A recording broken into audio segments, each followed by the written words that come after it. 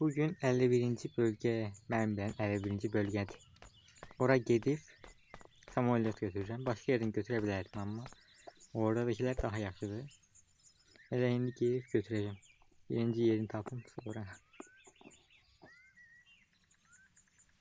Rıhmırıq. Daha bilmirəm, neçə saat neçəyə keçərəm. Amma belə tez olsam, tez yaparım. Şimdi də mən gelinliklə mən nağılı deyim. Olsa orada şəkil qoymuşum bu şəkildə. Yəni bir şey olmayan. Şimdi dərviş deyir adama ki, dərviş deyir. Necə? Dərviş deyir. Ay dostum, sən özünə baxdığın kimi də dəvəyə elə baxmalısan.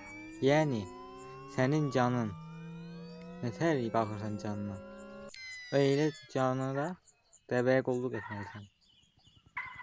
Çünki dəvəyə sən nə qədər çox qulluq etsən, o da səni bağlı olacaq. Sən ona bağlanacaqsan, o da sənə bağlanacaq. Amma yaxşılıq etməsən, həmişə yük mindirsən, dəvəyə çoxlu yük yükləsən, onda dəvə ya qalar, ya qalmaz. Yəni mən bilmirəm. Sənə dediyim ən yaxşı bu sualın cavabı budur yəni.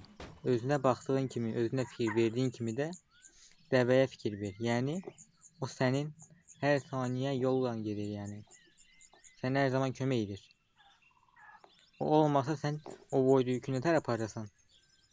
Adam deyir. Çox doğru deyirsiniz, dərviş. Həqiqətən mən bu dəvəyə çox zulüm vermişəm. Bundan sonra heç bir zaman zulüm vermərəm. Dərviş deyir.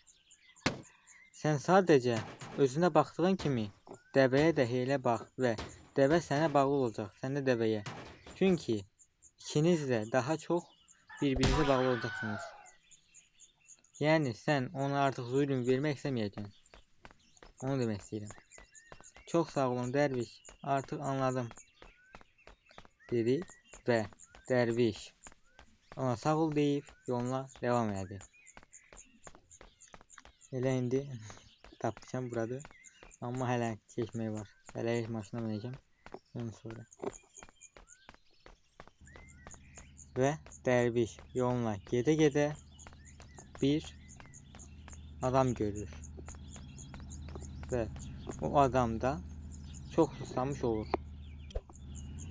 Dərviş adamın susadığını görüb deyir.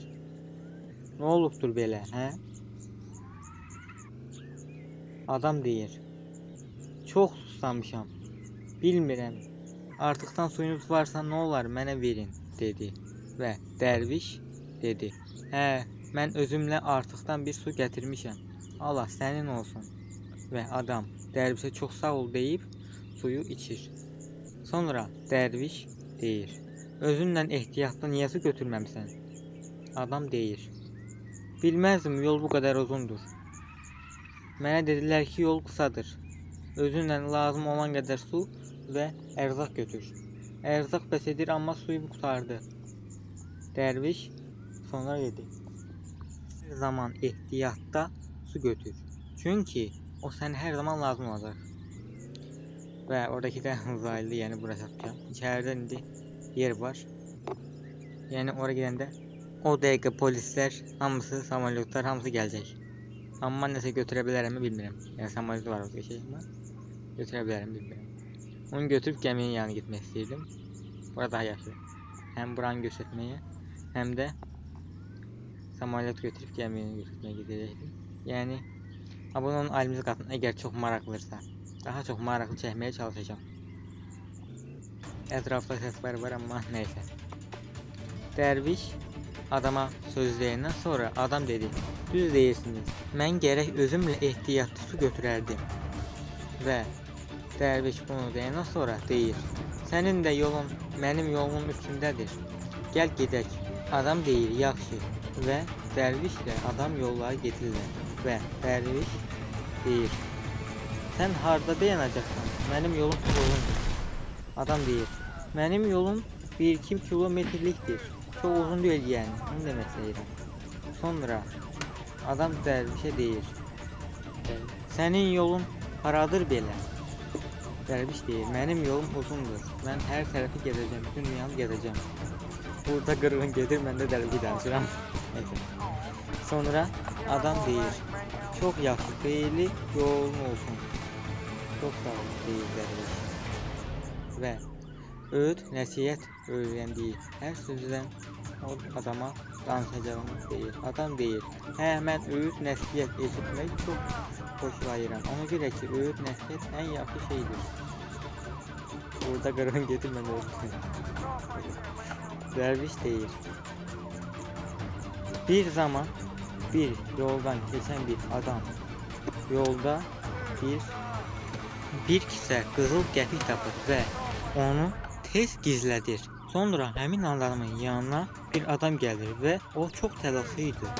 Və o onun təlaşını görən adam deyir, nə olub ki belə? Və qızılını itirən adam deyir, mən bir kisə qızılımı itirmişəm. Görəsən siz görməmisiniz? Yox, mən heç bir qızıl yeri bilmirəm. Tapsam sənə verərəm, qardaş.